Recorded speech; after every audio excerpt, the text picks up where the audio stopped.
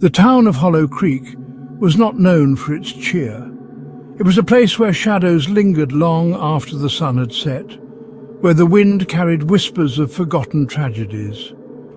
Nestled in the heart of Hollow Creek, shrouded in an almost perpetual mist, lay Ashwood Cemetery. Ancient oaks, their branches gnarled like skeletal fingers, guarded its perimeter. The iron gates, rusted and groaning, seemed to sigh under the weight of years and sorrow. Within those gates lay generations of souls, their stories etched in granite and swallowed by time. Few dared to venture near Ashwood, especially not after dark. The townsfolk whispered tales of strange lights, disembodied voices, and a coldness that seeped into your bones. Ashwood Cemetery was more than just a graveyard. It was a tapestry woven from the threads of countless lives, now faded and forgotten. Towering headstones etched with the names of Hollow Creek's founders stood like watchful sentinels over the newer, simpler graves.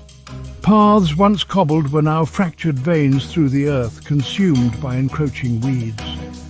The air hung heavy, thick with the scent of damp earth and decaying leaves. It was a place where the veil between the living and the dead felt perilously thin, where the past clung to the present with an almost palpable grip. Each gust of wind seemed to carry murmurs of the departed, their voices as faint and cold as the touch of a spiderweb.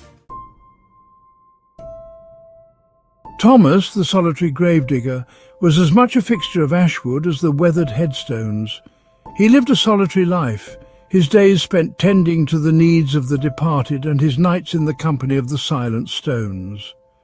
His small cottage, nestled near the cemetery gates, was a testament to his solitary existence. His weathered face, etched with the passage of time, held a perpetual air of sombre acceptance. Thomas understood the language of the dead, the silent stories whispered by the wind through the crumbling stones. He was a keeper of secrets, a guardian of the boundary between the world of the living and the realm of the departed. Halloween Eve descended upon Hollow Creek like a shroud. The air grew colder, the wind more insistent, as if the very earth were bracing itself for something ominous. A thick fog rolled in, blanketing Ashwood in an eerie silence. Even the crows, usually so eager to call from the ancient oaks, were strangely quiet. Thomas, lantern in hand, made his rounds.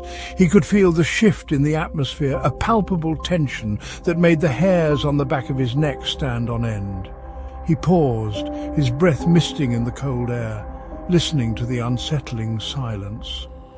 It was the kind of silence that spoke volumes, that hinted at unseen presences lurking just beyond the veil of fog. The fog seemed to part momentarily, revealing a sight that made Thomas's blood run cold. In a secluded corner of the cemetery, nestled beneath the skeletal branches of a weeping willow, was a freshly dug grave. It was unmarked. No headstone to denote its occupant. No flowers to offer comfort. A shiver ran down Thomas's spine. He prided himself on knowing every inch of Ashwood, every grave, every story.